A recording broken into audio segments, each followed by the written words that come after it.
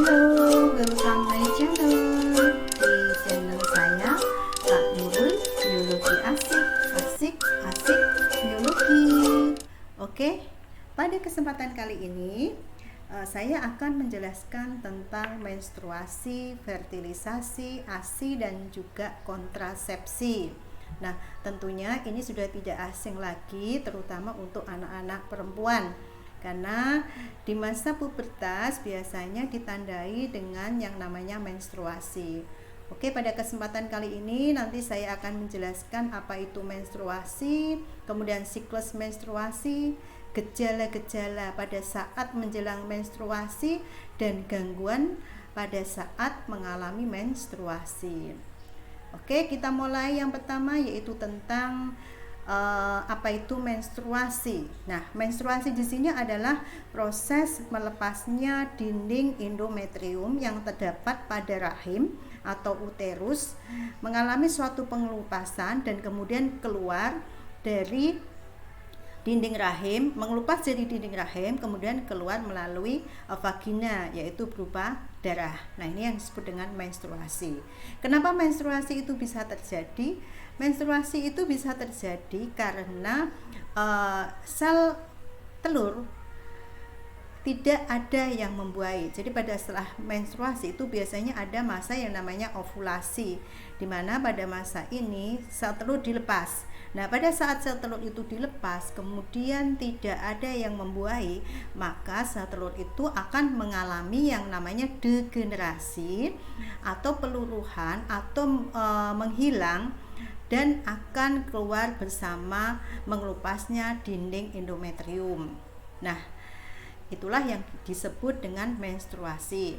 Nah, untuk menstruasi ini biasanya terjadi pada anak-anak usia 9 atau 11 tahun yang sudah mengalami masa pubertas. Dan biasanya nanti diakhiri setelah usia 45 sampai 55 tahun. Kenapa? Karena ini sudah mengalami yang namanya masa menopause. Nah, biasanya menstruasi itu terjadi kurang lebih 3 sampai 7 hari atau sekitar 1 minggu. Nah, biasanya menstruasi itu terjadi 1 bulan sekali. Misalnya pada kita menstruasi pada bulan Januari, maka bulan Februari maka itu akan mengalami menstruasi. Nah, misalnya menstruasi di bulan Januari itu tanggal 1, kemudian menstruasi berikutnya itu di tanggal di bulan Januari juga, misalnya di tanggal 29, maka jarak antara tanggal 1 sampai tanggal 29 Januari itu yang disebut dengan masa siklus menstruasi. Atau misalnya lagi bulan Januari itu tanggal 10, maka kemudian di bulan Februari karena dia memiliki masa siklus kurang lebih 28 hari, berarti sekitar tanggal 8 sampai tanggal 9 Februari itu dia sudah mengalami yang namanya menstruasi. Nah, itu yang disebut dengan panjang siklus menstruasi. Oke, nah ini bisa diperhatikan dari gambar ini, yang namanya siklus menstruasi itu melalui ada tahap menstruasi, kemudian proliferasi, ovulasi, dan sekretori atau pelepasan korpus luteum. Jadi korpus luteum itu akan hilang setelah terjadinya masa ovulasi. Nah, untuk lebih jelasnya nanti kita saksikan video tentang bagaimana proses menstruasi itu terjadi. Oke, kita simak dulu ya untuk videonya. Hai Sobat Kesmas Biosters, apa kabar nih? Sesuai perjanjian di video sebelumnya ya, part 2 ini bakal ngebahas tentang cara membaca grafik fase menstruasi. Bentar Mimin pakai laser pointer dulu biar merah-merahnya ini kalau buat tunjuk lebih enak ya. Nah, kelihatan kan teman-teman? Oke, jadi biasanya grafik ini kita temuin biasanya dari SMA di pelajaran biologi. Kalau di perguruan tinggi yang ambil jurusan kesehatan, biasanya akan melihat juga grafik-grafik seperti ini. Ini sebenarnya grafik yang lagi mau menceritakan berbagai keadaan yang terjadi selama siklus atau fase menstruasi pada wanita. Ini ada angka 1, 7, 14, 21, 28, artinya tanggal.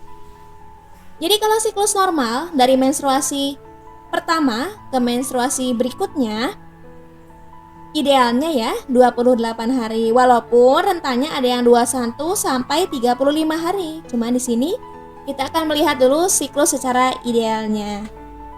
Bawahnya kayak ada gambar otak, betul. Jadi di otak sini ada yang namanya kelenjar hipotalamus dan juga pituitary.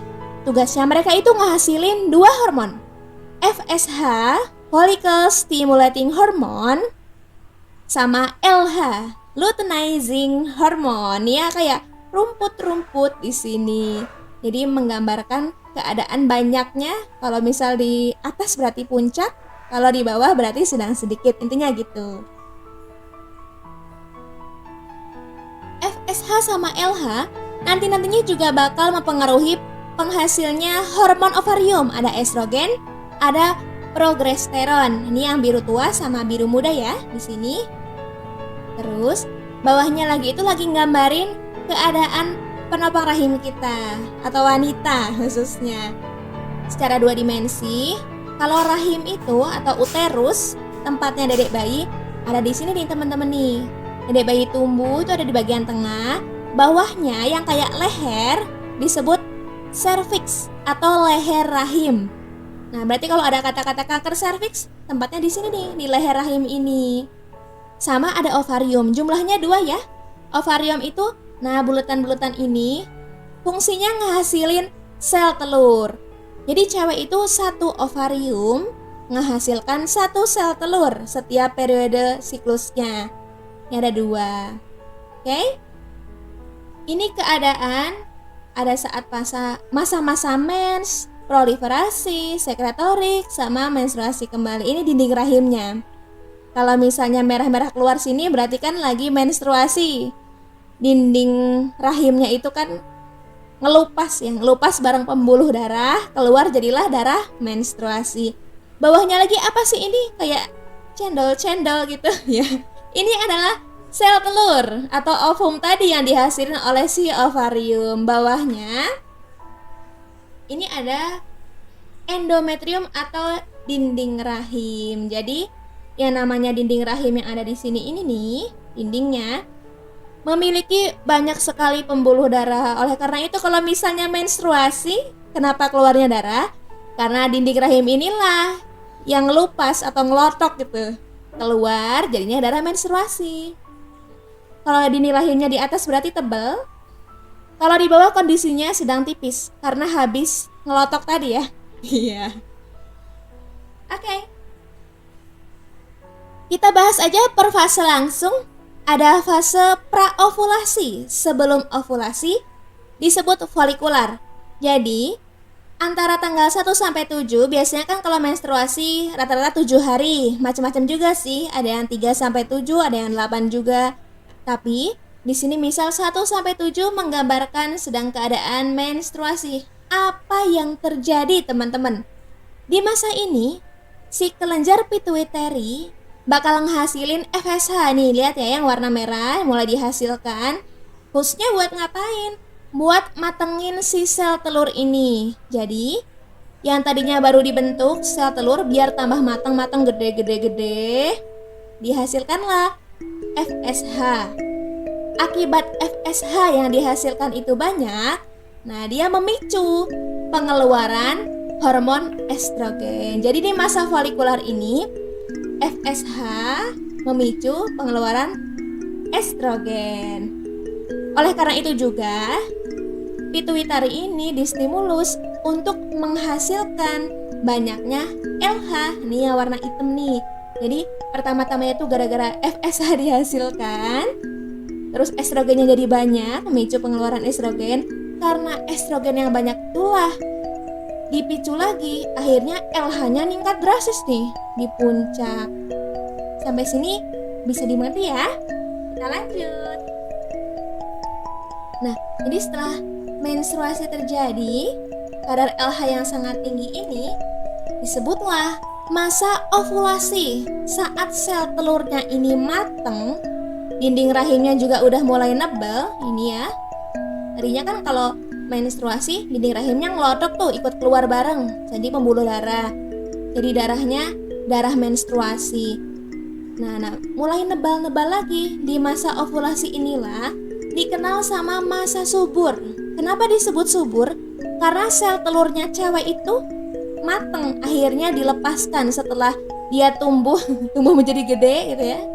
Sudah matang, dilepaskan buat persiapan reproduksi. Misalnya dia di tuba falopis ini ketemu sperma, berhubungan seksual, ketemu, dituncep gitu ya, jadilah hamil. Tapi kalau misalnya enggak, bakal jalan lagi ke sini, nempel di dinding rahim. Nah, di rahim nempel nungguin sperma tuh. Kalau enggak ada, menebalah dinding rahimnya karena ketempelan sel telur, jadi menstruasi kembali. Ini namanya masa ovulasi ya, dimana kadar LH-nya itu sangat tinggi. Jadi pas ovulasi yang paling tinggi itu kadar LH, hormon LH. LH ini yang tinggi juga bisa diukur. Namanya ada ovulation test. Jadi deteksinya bisa lewat darah, bisa lewat urin. Urin itu air kencing atau air pipis. Ini folikelnya kondisinya pecah karena dia nanti melepaskan sel telur menjadi corpus luteum ini. Setelah corpus luteumnya terbentuk, akan diproduksi apa? Progesteron. Jadi hormon yang tadinya berperan di awal-awal itu FSH, estrogen, LH. Nah, setelah ovulasi yang berperan bukan lagi itu, tapi progesteron yang tinggi. Bisa dilihat di sini progesteronnya yang tinggi kalau di akhir-akhir ya. Ini teman-teman, contoh alat ovulation test. Sekilas sih kayak mirip sama tes pack kehamilan, tapi bukan loh ini. Mirip tapi ya. Tapi ini tulisannya LH. Nah, dia tugasnya untuk mengecek sebenarnya saat-saat ini tuh kita lagi masa subur nggak sih. Nah, bisa dites nih pakai ini. Caranya, urin itu di urin wanita tentunya dites dengan alat ini. Nanti kalau menunjukkan hasilnya dikontrol sama tes tuh strip 2, 1, 2, berarti dia positif lagi masa subur. Misal pada saat tanggal 14 itu ya bagian siklusnya 28 hari, ngetes muncul hasil kayak gini, berarti oh ini lagi masa subur nih gitu. Tapi kalau misal keluar hasilnya satunya tebal, satunya tipis, remeng-remeng, ataupun cuma satu strip doang, hasilnya berarti negatif. Ada lagi yang bahkan sama sekali nggak keluar, itu invalid. Bisa jadi alatnya lagi rusak, ataupun air kencingnya pas diperiksa tumpah, malah masukannya air yang diperiksa air bukan air kencing itu. Nah, kembali lagi ke gambar awal. Fase terakhir, luteal atau pasca ovulasi. Setelah ovulasi apa yang terjadi? Jadi, nah, tadi kan yang berperan di akhir progesteron. Akibat progesteronnya tinggi ini akan nunjukin masa-masa tidak suburnya wanita. Jadi kan kalau masa subur biasanya lendir wanita itu keputihannya banyak, bening ya, sama elastis, lengket gitu, basah. Karena progesteron inilah yang tinggi di masa-masa fase atau siklus di akhir, hilangnya lendir. Masa lendirnya misal ada pun cuma sedikit banget dan itu kayak kering, nggak elastis. Itu karena hormon progesteron yang berperan. Terus kalau misalnya tidak dibuahi tadi, menjadikan menstruasi lagi. Kembali ke menstruasi ke awal lagi, itu bagian siklusnya 28 hari.